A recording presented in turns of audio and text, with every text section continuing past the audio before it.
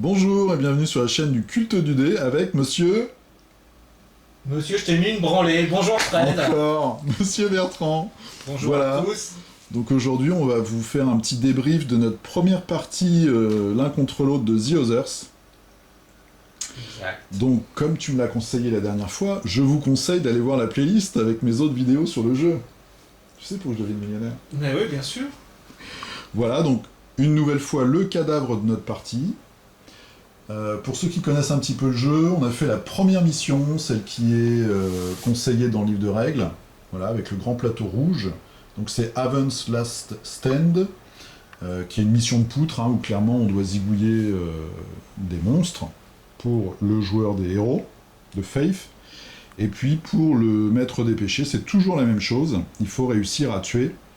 Dans mon cas, il fallait que je tue 5 aventuriers, ce que je n'ai pas réussi à faire.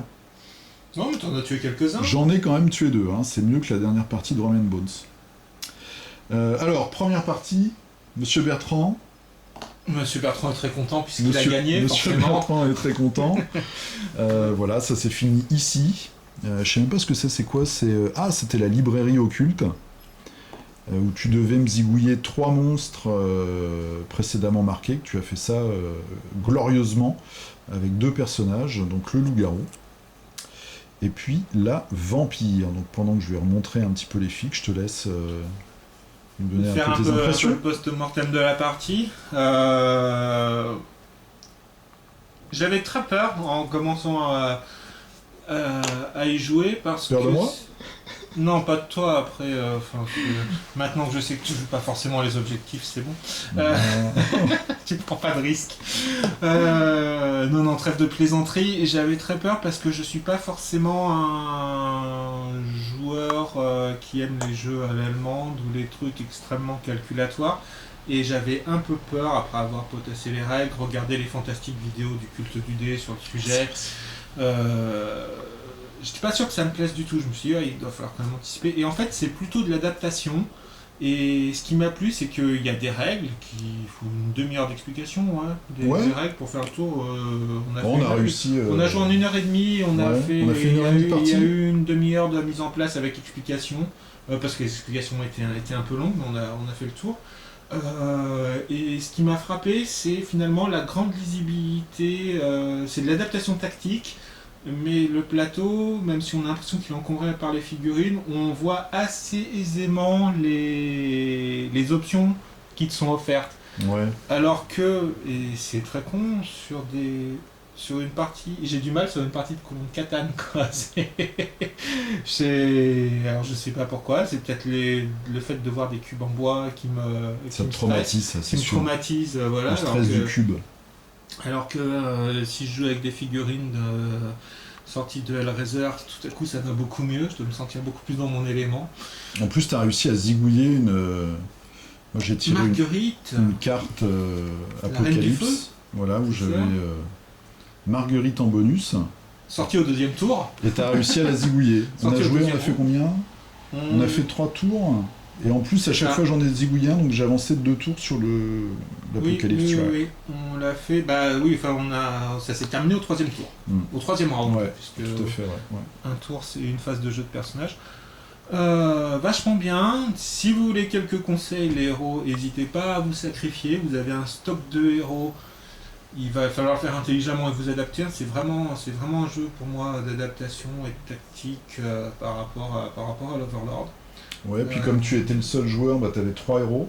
Oui, donc j'étais souvent d'accord avec moi-même, ce qui était quand même un sacré avantage. Et puis, donc tu en avais 4 en réserve, donc je devais en tuer 5 du coup. Quand on joue à 2 ou à 4 par exemple, tu en as 4 sur le plateau, donc j'aurais dû en tuer un de moins. Ouais. Et à noter que tu as tué la leader tout de suite, je fais presque one shot, j'ai eu du bol là-dessus. Oui. Donc il est possible de gagner une partie en perdant très tôt votre leader. Ouais. Sachant que vu que le leader rapporte une activation supplémentaire, c'est quand même un sympathique bonus. Et puis on n'a pas dit, mais on a joué l'envie. Donc on a pris les héros de la boîte de base. En péché, on a pris l'envie. Donc il y a quand même plus, on était sur l'Alpha Team, c'est ça? Je sais même pas. On l'a pas joué à chaque fois ce truc-là. Je l'oublie à chaque fois. On l'a joué 2 ou 3 fois seulement. Sa capacité spéciale, c'est quand tu prends en tant que héros une carte d'upgrade, tu te prends une blessure. Soit celui qui prend l'objet a une blessure, soit tous les autres héros prennent une corruption. Et on a joué aussi les petits branleurs, là, les racailles, qui eux, quand ils reviennent sur le plateau avec leur capacité d'acolyte, au lieu de revenir tout seul, ils reviennent à 2. Voilà. Bah, on a oublié de le jouer une fois, une fois. La partie d'envie, sachant que c'était pas forcément très ennuyeux parce que les 2 persos qui ont tiré des cartes. T'avais des personnages qui se régénéraient. J'en ai 2 sur lesquels j'avais mis de la régénération, donc ça aidait bien. Enfin, déjà la vampire régénère. La vampire, ça a été mon cauchemar pendant toute la partie. Dans la deuxième partie, moi mais après ça m'a obsédé en fait. C'est vrai, parce que j'aurais pas dû m'acharner sur elle, je pense. Pour moi, ton cauchemar, ça devait être le loup-garou. Moi, j'aurais fondu dessus. Bah, le loup-garou, j'aurais peut-être pu le tuer en fait, si je m'étais vraiment acharné dessus. Je serais plutôt parti moi sur le loup-garou si j'avais été à ta place, plus que sur la vampire. Maintenant, il n'y a rien qui dit que voilà, il y a aussi une part de chance avec les dés. Alors c'est clair, j'ai avec des brouettes de dés. Ouais. Et le fait que tu aies stuffé aussi en défense avec la vampire et le loup-garou, ça a été un très bon choix parce que moi j'ai eu la vampire, j'ai pas réussi à la tuer quoi. Au lieu de la jouer toute attaque, j'ai plutôt joué tout défense en laissant l'attaque gagner de l'attaque et des dés d'attaque par les points de corruption. Ouais. Et j'avais décidé plutôt de me protéger avec ce que j'avais en équipement. Pour justement éviter de perdre mon tank et éviter de perdre ma vampire qui régénère quand même d'un point de vie à chaque tour, ce qui est assez important. Moi si j'ai un petit conseil pour le joueur du péché sur ce scénario-là, c'est de faire attention, la fin peut aller très très vite, parce que la première mission, quand on met en place, on a déjà tous ces acolytes et toutes ces abominations. Donc au début, le premier objectif, là, les héros doivent prendre autant d'upgrades que de héros. Bon ça voilà, il y a plein de monstres à tuer avant, mais la suite peut aller très très vite. Donc surtout, moi j'ai pas réussi à utiliser mon avatar par exemple, tellement ça a été rapide. Dispersez bien vos monstres pour la dernière phase. Parce que là, il y en avait 3 au même endroit, ils ont été zigouillés et Bertrand il a gagné la partie. Oui, parce que c'est les héros qui décident de quels sont les 3 monstres à tuer à la fin du scénario. Donc si vous avez un agglutinement de 3 monstres et des héros pas loin, forcément... Voilà, on choisit ceux-là et puis on peut les zigouiller s'ils sont pas très forts. Donc faire attention à cet effet-là, un petit peu speedball sur cette mission-là. Sinon, non, c'était assez fluide. Hein. Pour une première partie, c'était fluide. Je trouve que le système action-réaction est vachement intéressant. Mais c'est la même chose. Ça peut sembler. Moi, c'était l'effet que ça m'avait fait aussi. Enfin, c'est l'argent. Être un jeu compliqué. Et en fait, c'est juste des superpositions de petites règles. Donc, c'est pas si compliqué que ça. C'est-à-dire que, comme les petites règles sont simples à assimiler, vous allez ensuite. Là je peux en lancer une, c'est bon, les règles je les connais, on a fait la partie, ça a duré 1h30 la partie. Ouais. Je pense que c'est le temps moyen. Une demi-heure d'apprentissage des règles, d'explication des règles, plus 1h30 de partie, vous savez jouer. 1h30, ouais. On fera notre prochaine partie, on fera un truc complètement différent. On fera une partie de corruption ou un truc pour sauver la ville. L'Apocalypse, tu l'as pas reçu ? Si, je l'ai, mais alors il faut que je regarde. Tu vois, tu vas pas faire une vidéo millionnaire. Je crois que t'as deux missions qui sont très dures. T'en as une qui est dans la boîte de base avec tous les membres du club de l'enfer. Donc les rouges, là, ceux-là. Avec le gros bourrin, etc. Donc ils ont une mission dédiée pour eux. Et t'as la fameuse mission qui vient avec la boîte Apocalypse, où là t'as les gros monstres de l'Apocalypse. Et en plus, eux, je crois qu'ils repopent automatiquement à la fin des tours. Mais j'ai pas du tout regardé, donc je pense que comme ils sont très gros, il se peut qu'il n'y ait pas d'acolyte, par exemple, tu vois. Oui, il doit y avoir quand même quelques... Du coup, il n'y a pas d'abomination, enfin, je sais pas, faut que je regarde. Ça peut être marrant.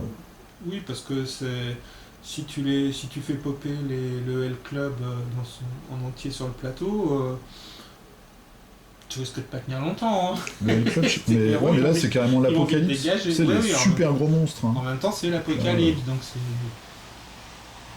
c'est censé se terminer très très mal. On va s'entraîner encore un petit peu, et puis vraiment de jolies fesses. Hein. Et c'est une figurine. C'est une figurine en plastique. Non, les figurines sont super. Je sais pas, toi, c'est la première fois que tu les vois en vrai, donc. Ah bah, c'était la réussite. Elles sont chouettes, hein. Complètement. C'est la discussion qu'on avait tout à l'heure. J'ai pas vu Blood Rage, donc j'ai pas d'avis. Elles sont par plus contre, fines. Elles sont plus fines que Blood Rage. Elles sont plus fines. Moi, j'avais entendu. Alors les monstres, ils sont géniaux. Hein. Ils sont parfaits, les monstres de Blood Rage. Ouais. Les soldats, comme ils sont plus fins, bah du coup, t'en as certains où les détails sont un petit peu pas noyés, mais un peu effacés, tu vois. Mm-hmm. Moi, ce que j'avais entendu dire, c'est que grosso modo, aujourd'hui, en termes de figurines pour jeux de plateau, je parle pas de Warhammer ou de choses comme ça, mais que c'était Blood Rage la référence. Moi, voilà, j'ai pas vu Blood Rage, par contre, je viens de voir The Others, et pour le coup, la référence pour moi maintenant, c'est clairement The Others en termes de figurines. Ouais, je pense qu'au niveau humanoïde, de taille humanoïde, ouais. C'est les mieux. Enfin, pour l'instant. Après, Rémi Tremblay, il a dit sur un forum, justement, qu'ils ont beaucoup évolué, et que, mine de rien, les figurines de Blood Rage, elles sont très anciennes. Elles ont été sculptées il y a longtemps, un certain temps, ouais. Même plus que ça, hein, bien plus que ça, je crois. Et du coup, le gap qu'on va avoir entre Blood Rage et, par exemple, Rising Sun, qui va sortir, ouais. C'est lui aussi qui a sculpté un certain nombre de monstres et de guerriers, et il a dit que le gap était très important. Donc on peut s'attendre à vraiment une tuerie, quoi. Voilà. Sur les figues, enfin moi j'adore, en plus c'est inspiration, film d'horreur à la Hellraiser, de la tentacule, des os, ouais, tout ce qui est dégueulasse, quoi. Ouais, c'est bien dégueulasse. Et au niveau des tuiles, tu sais, il y a des gens qui ont été un peu embêtés du fait que les tuiles soient pas à l'échelle des figurines, mais là on s'en fout, hein. Enfin, bah non, parce que c'est des pièces qui viennent en symbolique de décor. On n'a pas de scénarios qui sont propres aux pièces, il n'y a pas de fluff, quoi. Ouais, exactement, l'avantage des pièces, c'est que ça apporte de la variété. Maintenant, tu mettrais pas de dessin et tu mettrais juste des délimitations et des icônes, ça ferait son office aussi. Donc pour le coup, voilà, on a des pièces, c'est sympathique. C'est illustratif parce qu'en même temps ce sont des bâtiments. Il n'y a pas. Vu que ça n'a aucune incidence sur le gameplay, il n'y a pas besoin de. Ni de plus ni de moins. Enfin, je pense que c'est une bonne option. Ouais, d'avoir pris une illustration de pièce. La bête noire de la partie. Non, t'as toujours pas compris, c'est le loup-garou qui t'a fait perdre. Ouais, c'est les deux. Moi, je dirais que c'est les deux quand même. Non. Elle ouvrait la voie et le loup-garou, il terminait. Je l'ai joué 2 fois comme ça. Elle laguait et le loup-garou venait terminer. Donc le loup-garou, je vous l'avais montré, Karl. Donc là, qui est un nettoyeur en fait de tokens quand il est sous sa forme humaine. Il a 4, voilà, il a 4, donc il peut vraiment enlever les malus sur le plateau, et puis il peut se transformer en loup-garou, et là, il devient 4 de combat, 2 de défense. Pour la baston, c'est et puis bien. toi, tu l'avais stuffé avec une carte qui permet de régénérer. Voilà. Une habilité de régénération. À la fin, au début de son tour, on regagne une blessure. Voilà, donc, des cartes, il y en a plein. Voilà, c'était vraiment la stratégie quand j'ai commencé à comprendre comment était foutu le gameplay, c'était de dire on frappera avec la corruption et plutôt prendre de la défense sur le stuff. Bon, c'est aussi l'option que j'ai choisie parce qu'à un moment, tu tires 6 cartes et ensuite tu as le choix dans les 6 cartes. Donc, pour les objets ? Ouais, pour les objets. Ouais, c'est 5. Donc, là, j'en ai rajouté une parce que j'ai pris celle que t'as sur ton perso. Et donc, enfin, ensuite, tu fais aussi par rapport au choix que tu as. S'il y avait eu que des bonus d'attaque, j'aurais bien été obligé de faire avec. Je vais vous montrer un peu ça prend un peu de place, mais ça va. On sait qu'il y a les maps en fait.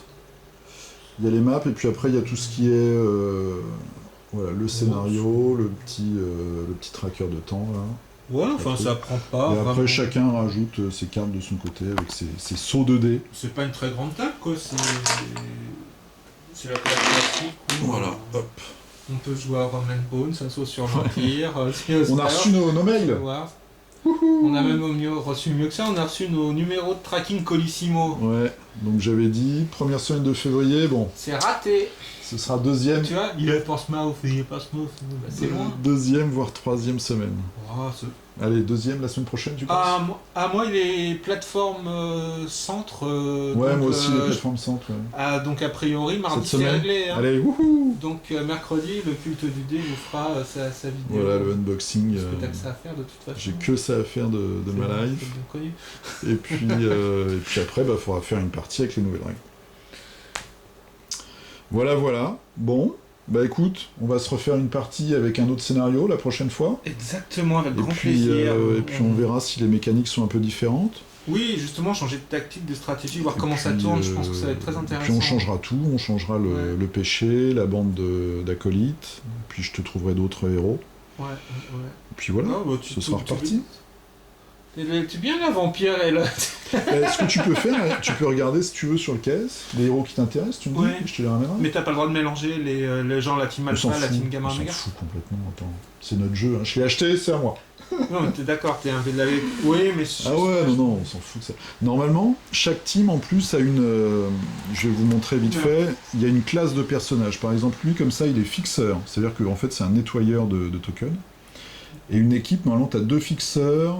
Alors, je sais plus, t'as un leader, 2 fixeurs, 2 corps à corps et un range. Un truc comme ça. Voilà, bon, après, tu peux changer. Hein. Les persos, c'est aussi comment tu les stuffes. C'est leur petit pouvoir souvent qui fait la différence.